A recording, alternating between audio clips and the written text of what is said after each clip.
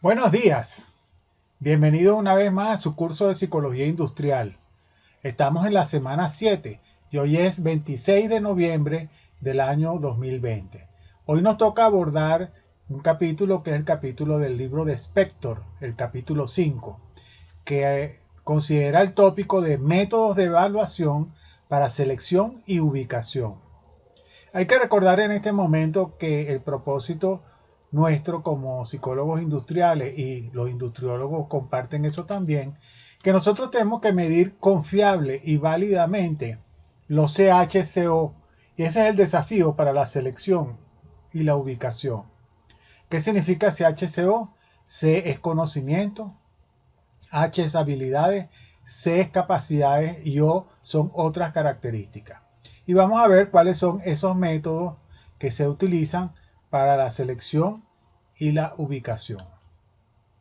Bueno, una vez más consideramos nuestro mapa de navegación.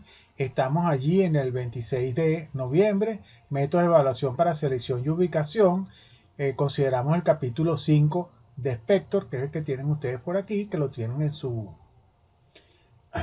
materiales. Estamos en la unidad 2 y estamos en la competencia 6 que corresponde a este tópico. Bueno, ¿a qué se refiere CHCO? Se refiere no a otra cosa de las competencias, y las competencias se componen de conocimientos, habilidades, capacidades y otras características. Entonces, como definición tenemos que una competencia es la combinación dinámica de conocimientos, habilidades, destrezas y otras características. Conocimientos, habilidades, capacidades y otras características. Entonces, nosotros tenemos que idear formas de medir esas combinaciones para poder evaluar por competencias, seleccionar por competencias y desarrollar a la gente por competencias. Ese es el reto actual en la gestión del talento humano. ¿Cómo hacemos eso? Eso lo hacemos con las técnicas de evaluación, y entre las que destacan son estas 5. Primero, las pruebas psicológicas, luego la información biográfica, luego las entrevistas, los centros de evaluación y las muestras de trabajo. Las pruebas psicológicas son instrumentos de medición que se utilizan para poder ponderar ciertas características en los seres humanos, entre las que destacan sus capacidades, su conocimiento previo y su habilidad, su personalidad, sus preferencias e integridad. Con la medición de capacidades podemos saber si la persona cognitivamente es apta, por eso medimos su aptitud verbal, su aptitud numérica, su memoria. Hay bastantes pruebas para medir capacidad. Y también tenemos la medición de las capacidades psicomotoras, que se refieren, por ejemplo, a la coordinación ojo o mano, el manejo de instrumentos, el manejo de muchos recursos en donde se requiere que haya coordinación motora y psicológica. Hay otras pruebas que miden dos aspectos. Una, del conocimiento previo que tiene una persona, que puede ser importante para un cargo, y luego la habilidad real que tiene para tareas específicas en este momento. Las habilidades se miden con pruebas situacionales, los conocimientos con pruebas de lápiz y papel. Luego también hay muchas pruebas de personalidad. El libro sugiere un inventario, que es el inventario NEO, que sirve para medir rasgos y características que algunos piensan que se relacionan con el desempeño en el cargo. Las pruebas de personalidad son muy utilizadas en el medio organizacional y bueno, se discute todavía si son buenas para predecir el éxito en el trabajo. Luego tenemos los estilos de personalidad relacionados con las preferencias. De acuerdo con nuestros intereses, será más o menos importante que nosotros pongamos mayor esfuerzo en el trabajo que hacemos. Entonces, este instrumento que se llama el cuestionario de preferencia de Holland nos dice qué tanto estamos inclinados hacia una ocupación o hacia otra, y puede servirnos de mucha utilidad a la hora de poder ponderar quién está orientado más al cargo que otro. Y luego están las pruebas de integridad que miden el comportamiento o intentan medir el comportamiento ético de las personas, pues es necesario descartar aquellas que violan constantemente las normas, los principios éticos y por tanto no van a ser buenos trabajadores en la organización. Un segundo tipo de fuente de información es la información biográfica, y ahí tienen un ejemplo. Ahí se le hace una serie de preguntas a la persona sobre su vida, desde su nacimiento hasta el estado presente, y esta información bien analizada y bien ponderada puede darnos luces de si el candidato es un buen candidato para un cargo. Se utilizan extensamente. Estos cuestionarios pueden estar en una plantilla o puede ser administrado en forma de entrevista cuando la persona aspira a algún cargo.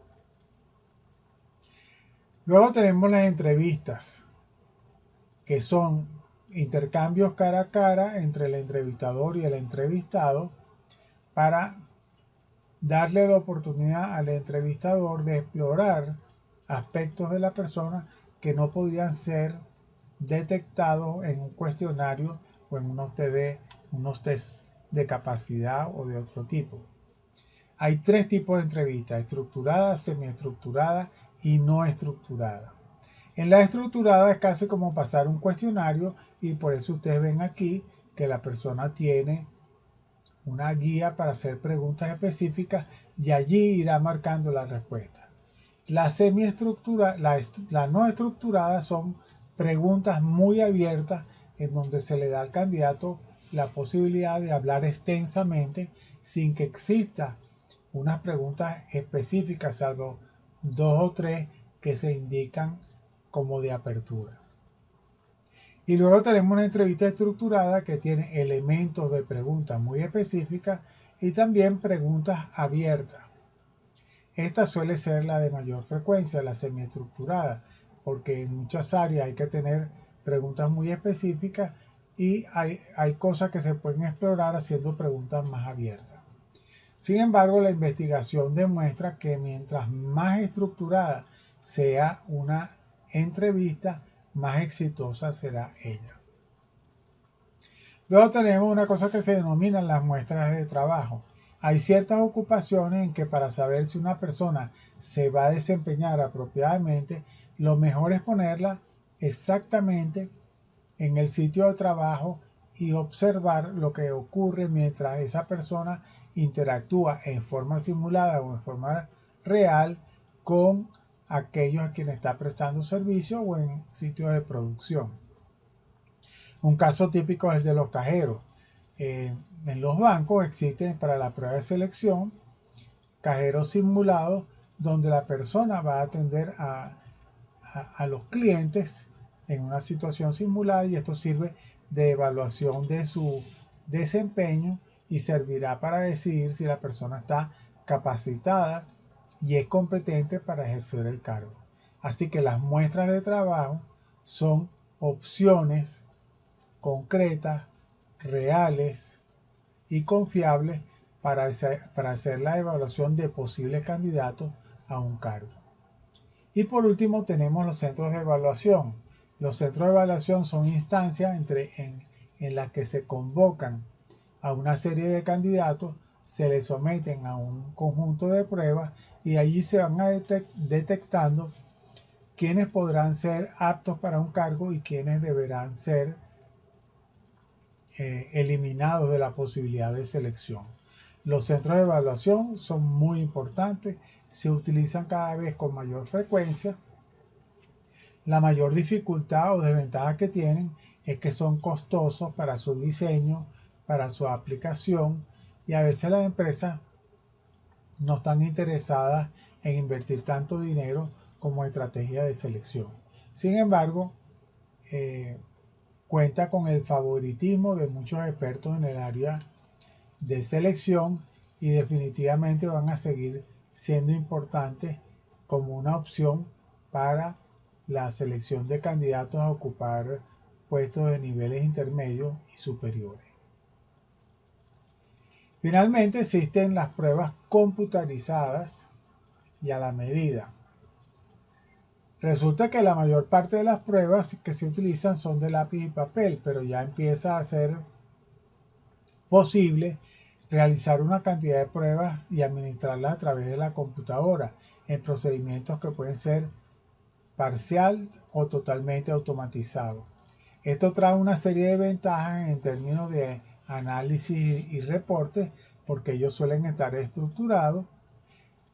La desventaja puede ser la interacción de la persona y su interfaz con la máquina y que desde luego la computadora no tiene todas las respuestas programadas previamente.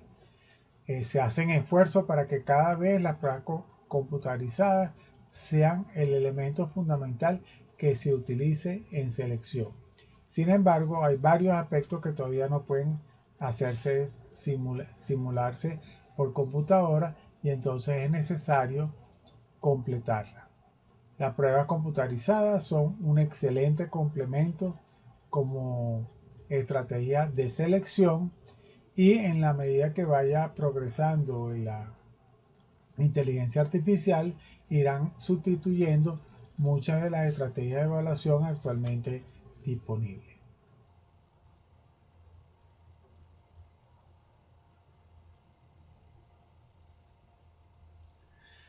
Finalmente vamos a dar las instrucciones para la prueba de la semana que viene. La prueba es el 3 de diciembre, dentro de una semana. Estará abierto el examen en la sección de tareas, igual como el anterior, entre las 7 y las 9:59 de la mañana. Serán 6 preguntas. 4 preguntas sobre aspectos teóricos con un valor de 3 puntos cada una, total de 12 puntos. Y 2 estudios de caso, cada caso con un valor de 4 puntos, para un total de 8 puntos.